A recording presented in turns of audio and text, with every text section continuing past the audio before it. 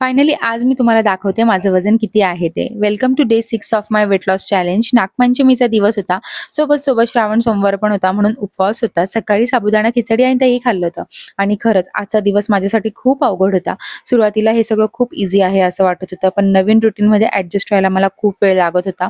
आज माझी खूप चिडचिड होत होती. या सगळ्याचा परिणाम मला आता दिसायला लागला होता माझ्या मूडवर. मला काहीच करायची इच्छा नव्हती, त्यामुळे मी जवळ काही आज नीट खाल्लं नव्हतं.